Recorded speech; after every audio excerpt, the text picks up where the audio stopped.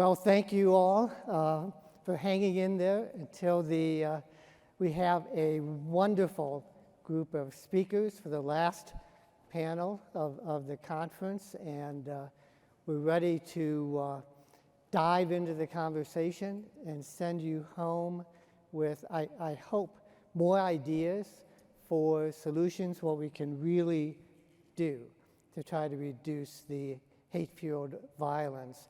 But first, I'd like each of our speakers to do a very brief introduction of themselves and let the audience know something you would like them to know about you. Sunny, we're started. You seem so far away. I'm not sure I could even, throw a Hail Mary past that. So hello, everyone. My name is Sunny Schnitzer. I'm a policy advisor with the Bureau of Justice Assistance at the U.S. Department of Justice. We are a grant-making and technical assistance agency working with state, local, tribal, and community leaders to keep our communities safe. So just a little bit about me. Had a very good night last night because the O's won and clinched the Eastern League, so very excited. Kayla? Thank you. Hi, everyone. My name is Kayla Burnside. I'm supervisory training instructor at the Criminal Justice Information Services Division of the FBI in Clarksburg, West Virginia. I'm actually filling in today for Unit Chief Abraham, who couldn't join us today because of a family matter. He is the unit chief over the Crime and Law Enforcement Statistics Unit at CJIS Division. He manages the Uniform Crime Reporting Program. My role is much more focused on training of the UCR program to include NIBRs, where we actually have law enforcement report bias-motivated incidents to us. So thank you for having me. Well, and Kayla, thank you for subbing in for Ed. We certainly wish him well, and but we appreciate your jumping in at the last minute to help us out.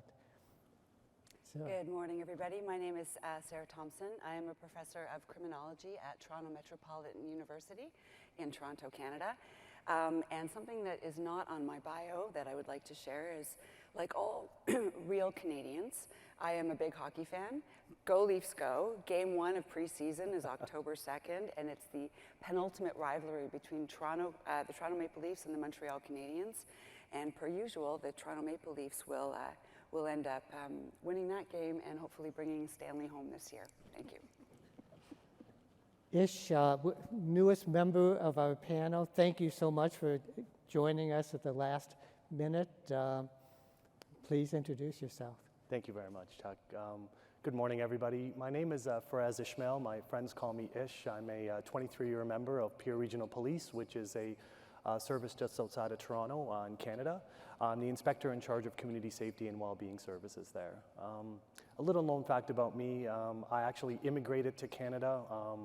I was born in the Middle East, and I immigrated to Canada when I was about 9 or 10 years old, and that lived experience and that lens has really, really driven and framed my passion for this work, and yeah, thank you. Thank you, and Richard? Good morning, everybody. You know, I've always thought the most perilous time to speak was to be the speaker right before lunch. I've never understood it to be so perilous as being the speaker right before everybody gets to go home, so we really appreciate you staying. I'm Richard Aborn. I'm with a group in New York called the Crime Commission. We are tasked with developing innovative ways to reduce the most extreme forms of violence, and we work across the extreme violence spectrum from high-risk gangs and individual high-risk gang members to illegal gun running, and then extensively in the terrorism space, developing programming mostly in conjunction with the Department of Justice, where we sit in a tertiary position taking cases from the FBI, NYPD, U.S. Attorney's offices, DAs that intervene with individuals who are either very close to being fully mobilized or have mobilized, but there's an assessment based on tools that we use that mental health is driving the behavior, not ideology. So rather than going through the arrest and prosecution process, people come to us for an intervention that we've developed, which is a behavioral health intervention. Great. Well, as all of you have heard throughout the summit, we've been focusing this conference, the working groups, because the working groups will drive the action that we expect to come out of the summit this year. This panel will be talking about a working group that we are calling for shorthand, the Law Enforcement Toolkit. So a good place to start probably is to explain that. Sara, you and Richard are the co-chairs for that working group. So Sara, let me ask you to start off by explaining what is the purpose of this working group. I would be delighted to. Before I do, I would just like to say we actually have a third co-chair for our group who unfortunately was unable to be here today. Her name is Cynthia Diadol. She is a retired special agent with the FBI. She was with the FBI for 22 years, and she specialized in civil rights. Cynthia then patched over and is currently the Director and Associate General Counsel of Civil Rights at Meta. So unfortunately, she's unable to be here today, but hopefully will be next year. Our working group met for the first time yesterday, and the purpose of our group is, in a nutshell and sort of at a high level, because our work has only just begun, is to work together to enhance the police response to hate crime by identifying gaps, by identifying needs, and by collectively designing and broadly disseminating a series of educational and training resources and supports. We're also, by virtue of our meeting yesterday, I think one of the things that came out of that meeting was the need to, and this is another of our core goals, to create somewhat of an international community of practice, of people who are working in the space to support law enforcement and to enhance that response. And the purpose of sort of this more informal community of practice would be to support one another's work, to share ideas, to share templates, procedural templates, other templates, to provide mentorship opportunities for folks who are moving into this space and who may not have very much by way yet of subject matter expertise. And so a core goal of this working group, as I've said, is to work to enhance the police response to hate crime, in particular, with an emphasis on the critical importance of providing victim-centered, trauma-informed, and culturally responsive services to victims of hate and their broader communities. And many of our panelists on this panel today will be speaking in a little bit more detail about the kind of police response that we're all going to be working together to try to support. So I'll stop there at that high level. And I think Richard wanted to maybe add a few things. Should I add a few things? Please. So I think it's undeniable, and your presence here gives testament to this, that we are in a crisis of hate-fueled violence in this country and many countries around the world. Unfortunately, Canada is no exception. We can't deny that. Hate-fueled violence obviously has criminal elements to it, and as soon as an issue has criminal elements to it, it is absolutely appropriate to make sure that the police are involved in as many ways as possible. It is a crisis, but I'm a firm believer in the notion that any crisis provides both motivation and opportunity.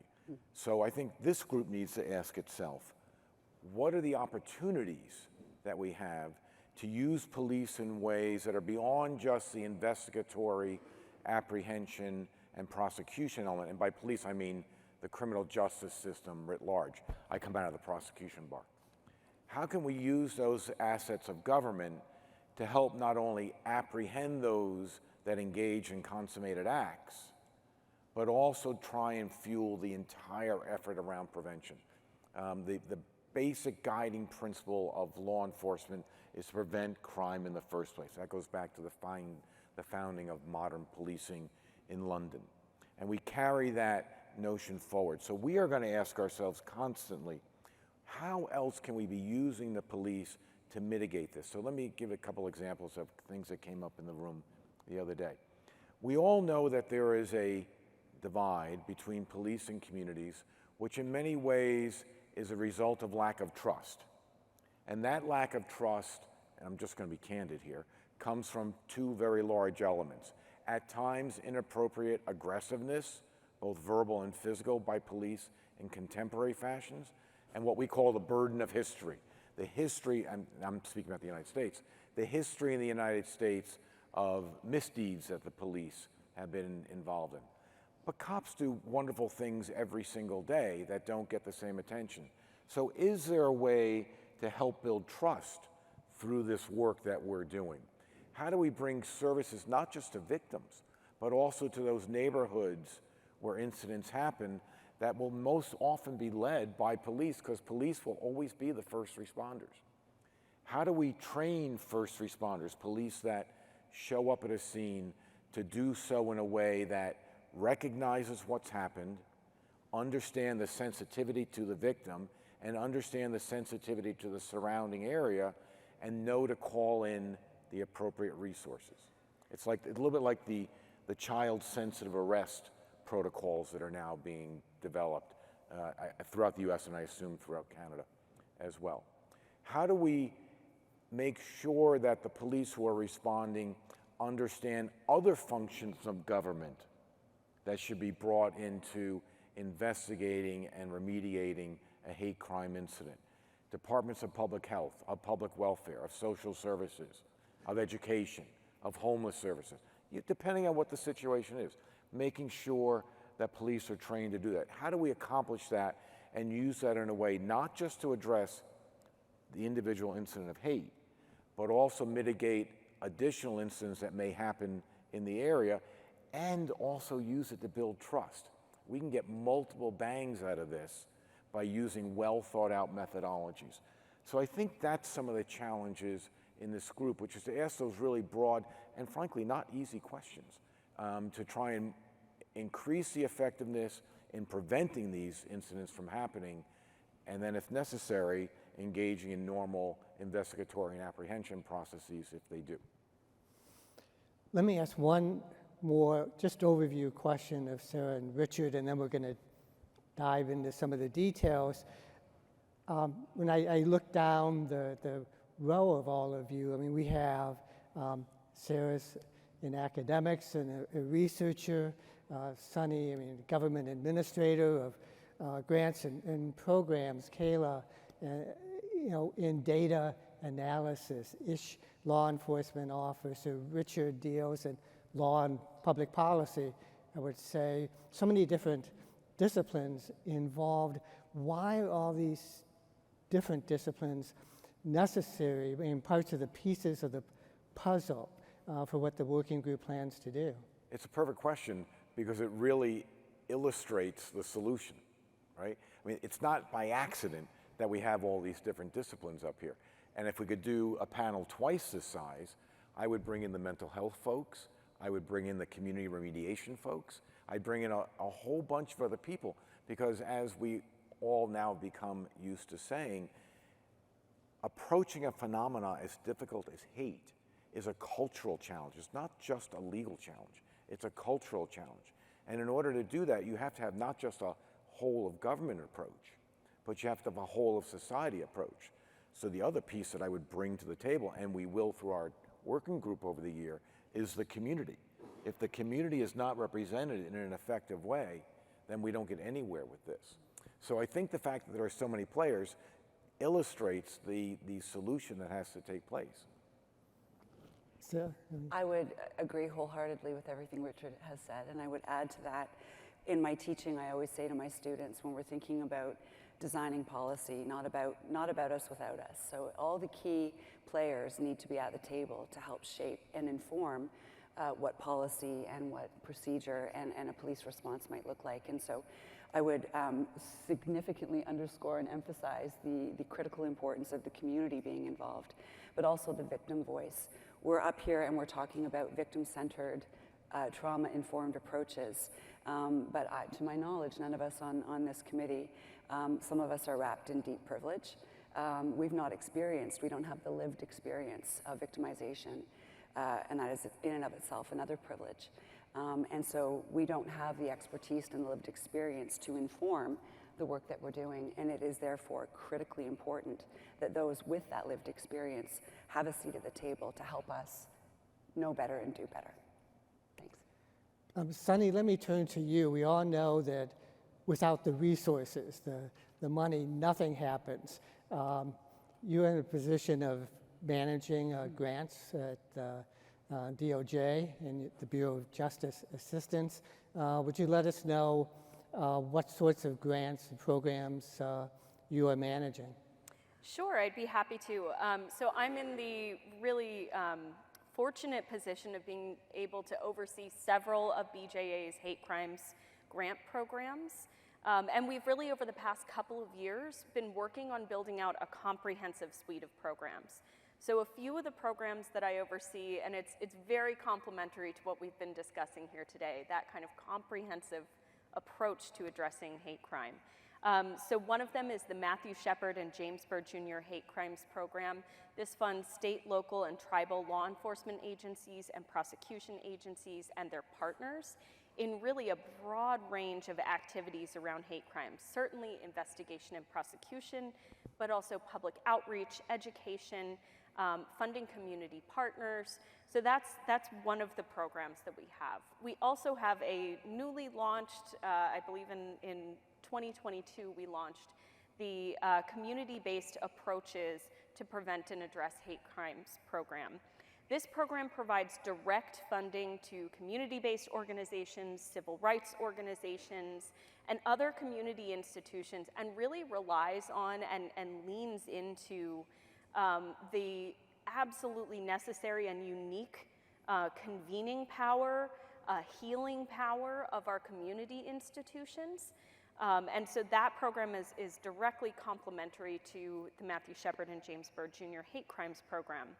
We have a demonstration program where a handful of cities across the country are doing larger initiatives, again, kind of cross-sector initiatives led by law enforcement and their prosecution partners. And then finally, the last program that I'll mention that I have the privilege of directly overseeing is the Emmett Till Cold Case Program. This program funds, again, law enforcement and prosecution agencies at the state, local, and tribal level and their partners to investigate, prosecute, and really facilitate resolution for cold case homicides that were racially motivated that occurred prior to 1980. You know, Richard, as you were saying, that history is so critically important. And really, if we shy away from it, either, under investigation, occasionally participation in racial terror incidents, the justice system really has an important role to play in saying these horrific homicides have shaped where we are today, and we have an obligation to investigate and to take ownership for the impact that they've had on our community. And so that program is really shaped to do that. And then the kind of last thing I'll mention is that everyone knows grant dollars are great. One of the things that I love so much about both of these programs is the extensive training and technical assistance that's available under these programs, not only for grantees, but also for others in the field who are looking to learn. We have over, I think, 35 of our grantees in the audience here today, prosecutors' offices, survivors, law enforcement agencies, community institutions. They're doing incredible work, and they are leading, and they can help other jurisdictions. And so we like to facilitate peer-to-peer support, coming to convenings like this, but also sometimes it's bringing together experts to talk and work things out. So those are all things that are available. There are lots of different resources throughout the Department of Justice. I'm going to mention two last ones, I promise, that are also available that I always want to mention. One is through the Office of Community-Oriented Policing Services, the COPS office. There is a training available. Actually, there are several trainings available for law enforcement agencies, for first responders. Those are available to law enforcement all throughout the US. I encourage any agencies to visit the COPS website and request that training. But we always know there's a need for more training. The final thing I'll mention is that my partners at the Office of Juvenile Justice Delinquency and Prevention also are developing materials on identity-based bullying for schools. So I also encourage you to check out the resources available at ojjdp.gov. And Sonny, we often have a tendency, I think, in these conferences to talk a lot about the big cities. But your programs are available to mid-sized, smaller cities as well. Is that right? Absolutely, yes. They're and to, again, federally recognized tribes. We have entire states that have awards. We have communities of maybe 30,000 folks that have awards. We have organizations that are run by 2 people that are holding a community together, and we have massive nonprofits that are receiving these awards. So available to a wide array of applicants. Great, thank you. Ish, you're a law enforcement officer here. You're on the ground. You have done so many different things in your career. What tools would you like to see added into this toolkit, as we're calling it? Thank you, Chuck. I think, the one thing that certainly resonated in our discussion yesterday with the group and something we're aware of is just the availability and the consistency of training, just to make sure that, all police services, big and small, some from rural pockets and some from more kind of bigger urban centers, have the ability and access to this training. And I think that is something that's going to really ensure that our members have the capacity and ability to not only investigate these matters, but I think the training has to be also nuanced in that, there should be training specific to the investigative kind of perspective and making sure that we are able to navigate those as diligently and effectively as possible. But also to some of our members that have more of a community-facing role, so that they can better understand how to navigate those more sensitive conversations, especially when we understand and we know that those, especially in Canada, who are most disproportionately victimized by these issues are potentially first generation immigrants. And so I think the delicacy in being able to navigate those and do it in a respectful, compassionate way, I think training should include various elements of that and not just investigation. So I think there could be levels, and I certainly think that is something that we could potentially help build capacity in. Right, and Richard was talking before about building trust in the community. What sorts of programs are underway up in Canada that try to do that? Yeah, thanks, Chuck. I think, well, look, we at Peel Regional Police, I will say humbly, there's a few things that we have on the go, but in the sake of time, I'll mention 2 in particular that are unique. The first is we just some years ago, I'd say about 5 years ago now, we've developed what we refer to as the reassurance protocol. And quite simply put, it ensures that every single member in our community who calls in and is victimized by a hate crime or incident, one that meets a criminal threshold or not, receives a follow-up phone call from members of our Diversity, Equity, and Inclusion Bureau, which at Peel serves as our Hate Crime Policy Center.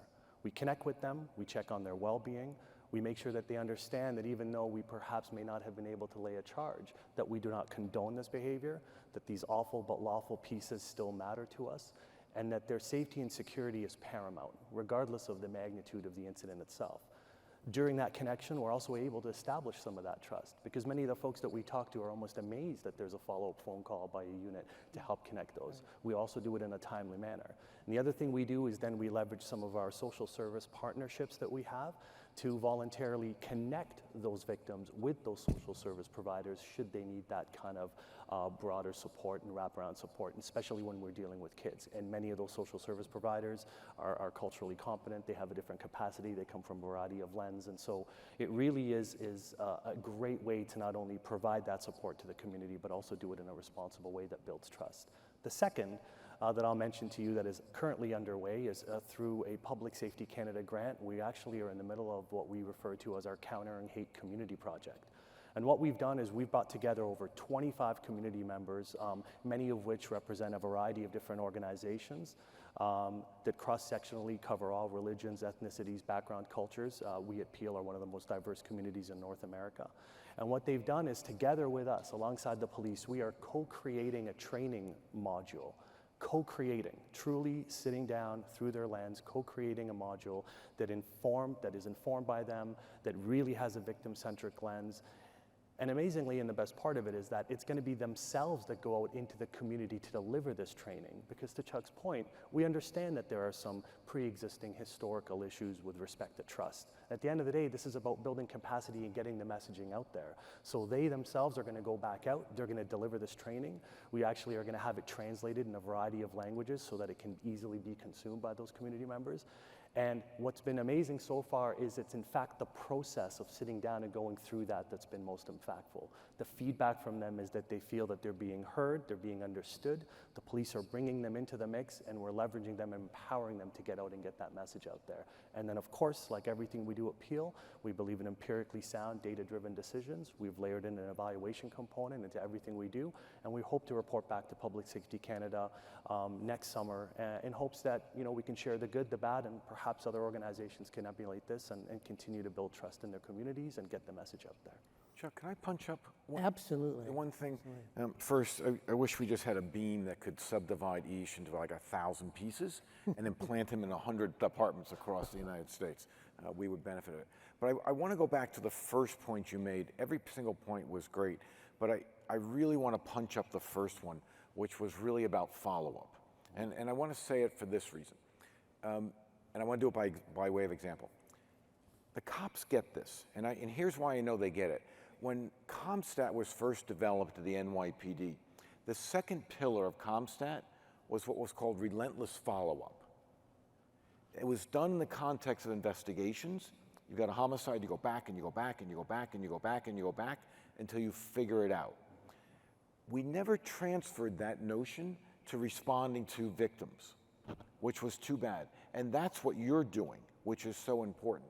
So in this space, we have to train cops to understand that this is not just a single incident, that this is an incident that has ripples and ripples and ripples and ripples and requires not a follow-up, but sustained follow-up, and very often a follow-up that's going to include other attributes of governments. Because now the police have a entranceway into this family that's been traumatized, therefore have the opportunity to bring in other parts of government which can address even other issues. It doesn't have to be limited to just a hate crime, but address the trauma from hate crime, and in doing so, build that trust factor that you just spoke about. So that's a way of saying, I think that's really fantastic. That's probably a model out there that other agencies should be following. Thank you, Richard. Yeah, certainly we'll give the working group a lot to talk about it's great. It's great. Build on. So one other thing we know is essential in trying to form policy, make decisions, all comes back to data. What is happening out there? Kayla, maybe start us with some of the basics of the FBI collects data. What sort of data does the FBI collect? Absolutely, sure. So as I mentioned earlier, I am the supervisor over the Uniform Crime Reporting Trainers. I myself was a UCR trainer for 4 years before I took my supervisory role. And through that training, we're responsible for training the 18,000 law enforcement agencies across the country on how to accurately report their crime data to the National Incident-Based Reporting System, or NIBRS. And so that is actually the system through which we gather that bias-motivated data.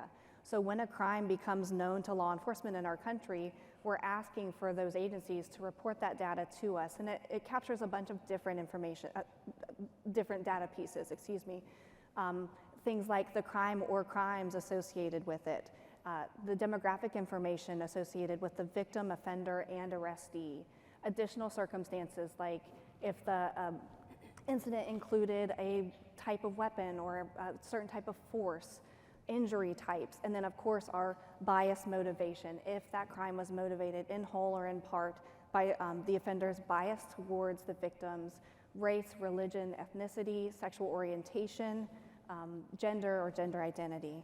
So through all of that crime data we receive through the NIBRS, and it's a team of 4. So it's a very tall order for the 4 trainers that I have to reach those law enforcement partners to make sure that we are getting consistent and accurate data coming through the door. Because as we all know, hate crimes and statutes, they vary across every single state.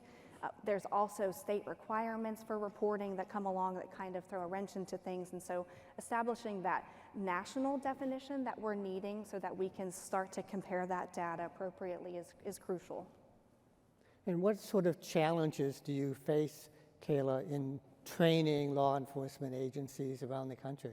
Sure. So just considering the scope, first of all, is the first challenge, and then participation. So NIBRS is, of course, the primary way we have bias-motivated crimes coming to us in our data collection. If you were here on Tuesday, you got to hear Ms. Derica Sutton, my colleague, speak about how we went to a NIBRS-only submission and saw a huge gap, particularly regarding hate crime. And so we offered that supplemental and accepted data, but the problem is with training, we didn't also offer training to those summary reporting agencies still. So in our program, you only received hate crime, bias motivation training through our 3-day, 12-hour NIBRS course. So that's a gap that we've identified. So I have some work coming down the pike where I'm working on a specific bias motivation webinar that's going to focus on just training resources that are available to law enforcement agencies who are struggling to know and make that decision on A, if a crime has occurred that is reportable to our collection, but then B, also what bias motivation category would be most appropriate, and is that something that needs to be coming to us through our collection. Terrific. Sara, thinking back on your research, you've done a lot of research over the years. What do you see as some of the major challenges facing law enforcement? I would say that I've been doing research in the hate crime and violent extremism space for almost a decade now. And my work is often deeply community-based, but it also involves a lot of engagement with police practitioners in this space. And I think I can make somewhat of a generalizable statement about the North American context, with which I am quite familiar. The capacity to do hate crime work well and in a well-resourced way across police services is highly uneven. It's a resourcing issue, it's an educational issue, there are a variety of issues that have created the current situation. And so there are a lot of gaps in the knowledge base, gaps in capacity. And my research has identified many of those gaps. I'd like to offer a little bit of information about a solution to addressing some of those gaps that is currently a model that is in play in Canada that I am privileged to be a part of. In recognition of the need for bolstering capacity in every way, in the ways in which police organizations work to prevent, intervene, and respond to hate crime. The Canadian Race Relations Foundation, which is a civil society organization, approached the Royal Canadian Mounted Police. They are our federal police service in Canada. And so we got to put our heads together. We need to collaborate because this is a big issue that no one agency on their own can effectively address. Let's sit down at the table and let's have a conversation. The first output that stemmed from those conversations was the creation of the National Hate Crime Task Force. This is predominantly a law enforcement task force, or policing task force, with representation from police services from coast to coast to coast in Canada. It is co-led by the Royal Canadian Mounted Police and the Canadian Race Relations Foundation. I'm on sabbatical this academic year, and I was honored to have been invited to help support some of the work that the Canadian Race Relations Foundation, the RCMP, and the National Hate Crime Task Force are doing. And so we have identified for what are for us the place to start, some of the most salient gaps. And what we're doing, what my work is doing and my team is doing, is to support the development of 3 key deliverables. And I'll just speak very, very briefly to those because we talked quite a bit about each of these ideas in our working group yesterday. And so what I learned is that the needs in Canada very much reflect and mirror similar needs in the United States. The first output that we are working to create is for an audience of frontline police officers who are generally, statistically, those who are most likely to first encounter and interact with a victim of hate. And this is going to be a living, digital, online repository, Hate Crime 101, a series of topics that are presented in an accessible way. My team is working hard to take an international evidence base and distill it into relatively easily consumable, quick hit summaries that will help police officers be alive to the importance of understanding trauma, understanding the critical importance of police standing in solidarity with victims in their broader communities, the importance of victim-centric approaches, among a host of other operational and other pragmatic and important issues. This digital repository will be made available to all police agencies in Canada, and it will be updated regularly. The RCMP has committed to ensuring that it is truly a living repository wherein the best and most recent research and information is regularly uploaded to this repository. So that's the first one. The second, again, for an audience of frontline officers, because you've got to start somewhere, and they're the ones who, as I've said, are statistically most likely to be the point of contact with victims in the wake of a hate crime or incident. We're creating training to ensure that that initial response, that initial contact, is empathetic, supportive, professional, trauma-informed, victim-centric, culturally responsive, all of those things. So that's the training. And then the third piece is my team will be doing somewhat of a needs assessment to help identify where resources should be initially placed in policing to bolster capacity, to respond effectively, appropriately, with empathy and compassion to victims and their broader communities. So I wanted to talk about that a little bit just to show, and I know there are similar initiatives going on. Collaboration is key. No one agency can tackle this very complex problem on its own. And so we all need to pull up a chair at the table and have conversations and work together in order to come up with fulsome, comprehensive, evidence-informed approaches to addressing this terrible issue that we're grappling with. And the last thing I'll just quickly say is on the importance of evaluation. Whatever we do, it's really important that we evaluate it. There's a long criminological literature that shows that very well-intentioned programming, if not carefully overseen and evaluated, can sometimes serve to exacerbate the very problems it's intended to reduce. So evaluation is critical in this space to identifying what works, doing more of that, identifying what's not working, doing less of that, and growing the best practice evidence base so that we can all do better. Thanks. You know, I tread extremely carefully into Sara's area, and you understand why. She's so skilled at this. But it occurs to me, as I was listening to you, Sara, that given that we're going to be trying to develop some new interventions, some new methodologies, I'm wondering if there's an opportunity, I'm asking this as a question, if that's okay.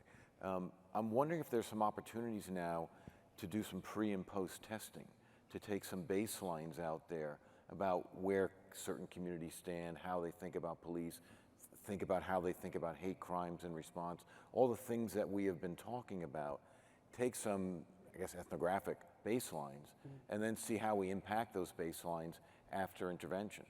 Because I know Sunny is dying to fund that. If we want to do things in a data-driven way, absolutely. The key issue is the funding in order to do that research. But would it make sense to do that? I would argue absolutely it would. Yeah. Yeah.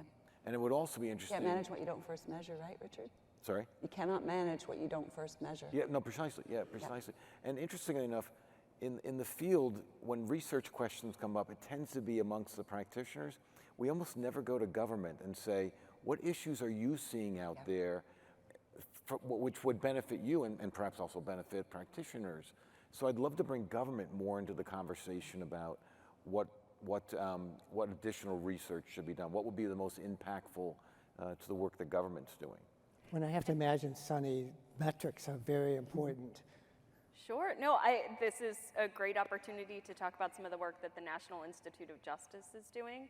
So NIJ, one of BJA's sister agencies in the Office of Justice Programs, another grant-making agency, but focused on research. Over the past few years, they've been funding several studies looking at different interventions. Now, obviously, these take a little while, but over the past few years, there have been several. I'm thinking one that I believe it was maybe funded in 2022, looking at prosecutorial discretion in hate crimes cases and in charging and how you move forward. And how that impacts the interactions with victims, for the attorneys. So there's some of that happening, and it's really exciting. But I definitely think our partners at NIJ, that's a very big focus for them as well. Well, metrics are very important to the summit, too. We're asking all of our working groups to think about metrics. We want to make sure we come up with programs that are effective. If we can do them better, we want to know that as well. And it all comes back to how do you measure the effectiveness of some of these programs. And that's sometimes easy, but many times if you're thinking about changing behavior, changing attitudes, when there's so many factors that come into play, how do you measure that? But Ish, you said something yesterday that really struck me, and that's on training, that who does the training can affect the effectiveness of the training itself. Could you explain that, please? Yeah, Chuck, the messenger matters. I think especially when it comes to this type of training, in particular to a police audience that perhaps historically, because this issue is, we all understand in this room, it's something that's near and dear to us and has been in place for some time, but for some police services, it's still a fairly new concept, it's still a fairly new space that, as we know, some services really don't have a ton of capacity in. And when you're now having to train and speak to this matter to members in an organization that perhaps aren't buying into the importance of this, the messenger matters. We all know that police tend to be some of the most hypercritical when it comes to who they're listening to. They want to know that you have that credibility, operationally, that you're coming at it from that lens. And I don't know how my colleagues feel about that, but I know certainly from my personal experience and from what we've heard, if that messenger is somebody that they trust and respect, and somebody that they knows, had that boots on the ground in policing, and now they're here and they're sharing a message that could be considered somewhat culturally sensitive and really kind of navigating them towards a different approach versus just enforcement. Because we know this, we're not going to arrest our way out of this, and there has to be another way. So I certainly think we need to be strategic in who delivers that message, make sure that it is collaborative, both academically through government and other agencies. I think it has to be really done in that way. So that's really what I was alluding to, and I know that that's a message and a feeling that is felt by many within the service. May I add Yes, a thought? you may. We have to 2 that, minutes which left. I also fully agree with. What I've noticed in my own work is it's really, really important that we also teach the people up top. So in our country, that would be our police commissioners, our police chiefs, our chief superintendents, our superintendents. We call them in Canada the white shirts because they wear white shirts to distinguish themselves from the rank and file. They're hard to reach and they're hard to teach. And their buy-in is critical to ensuring that hate crime units, that there is capacity, there is specialization within services. So in addition to, there's a lot of focus on training the rank and file, training the front lines, critically important. But we also have to remember, we have to hit the folks up top and make sure that they understand. This is a new policing landscape, and many of the people that are at the top of the food chain, so to speak, in policing, have been at it for 20, 30, sometimes 30 plus years. And policing has somewhat changed, the issues have changed. And they're very complicated. And so hitting those who sit at the top of the hierarchy is as important as training the folks who are on the front lines and dealing with the issues where the rubber hits the road. Well, I have to say, you all have provided so much food for thought. I have a host of questions that we won't have time to get to. That will be for another day, and that's why we have a working group that will continue this project after today. But would you all please join me in thanking our speakers.